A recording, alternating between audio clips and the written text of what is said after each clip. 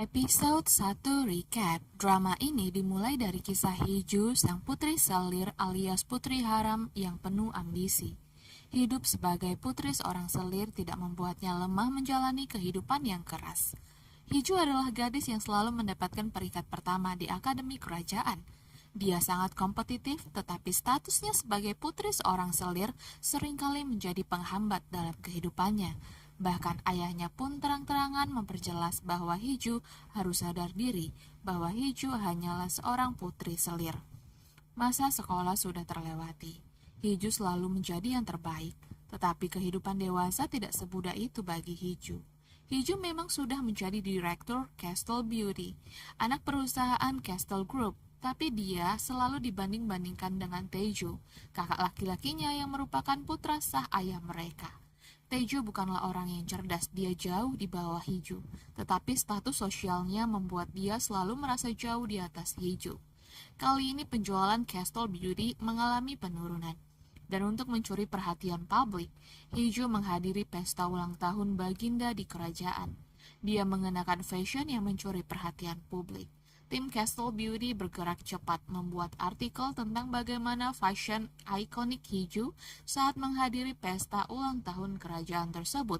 Dan benar saja, fashion yang dikenakan oleh Hiju laku keras dan habis terjual. Semua tamu undangan telah memasuki ruangan untuk mengikuti upacara pesta ulang tahun Baginda. Tetapi upacara tidak kunjung dimulai karena Pangeran Agung Ian tidak kunjung datang. Pangeran Ian adalah adik laki-laki raja. Sayangnya, raja telah meninggal 3 tahun lalu dan posisi raja digantikan oleh putra raja yang bernama Yeyun yang masih berusia 8 tahun. Yeyun belum bisa memimpin kerajaan, maka Ianlah yang ditunjuk menjadi wali Yeyun memimpin kerajaan. Tidak lama kemudian Ian datang ke ruang upacara perayaan ulang tahun Yeyun. Dia mengenakan setelan berburu yang dianggap oleh ibu suri yang bernama Yirang sangat tidak sopan.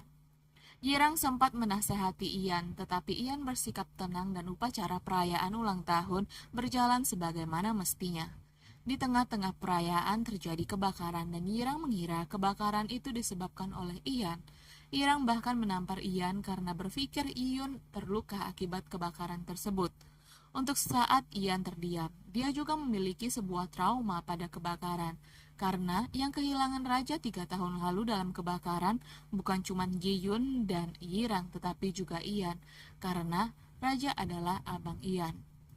Syukurnya Yeyun baik-baik saja dan pesta perayaan ulang tahun Yeyun dihentikan karena insiden kebakaran tersebut. Hiju juga pergi meninggalkan istana setelah perayaan ulang tahun berakhir. Dia teringat dengan Ian yang menegur dia saat tadi di dalam istana.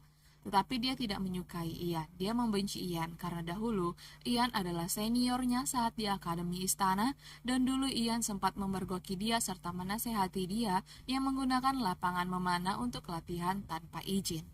Beberapa hari berlalu, Ian mengambil cuti untuk istirahat di kediaman pribadinya. Dia sedang tertekan karena Irang terus memaksa dia untuk menikah.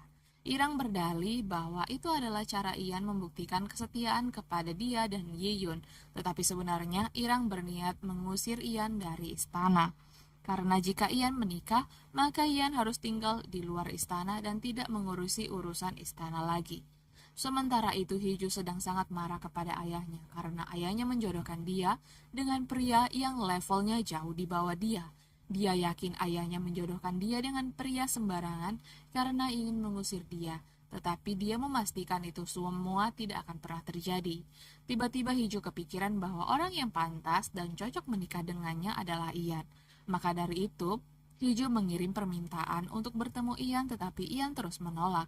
Hiju mengirim lebih dari 5 kali permintaan, tetapi terus ditolak oleh Ian, dan yang terakhir, Hiju meminta bertemu sebagai junior Ian dan bukan sebagai seorang pengusaha yang kaya, dan Ian pun setuju.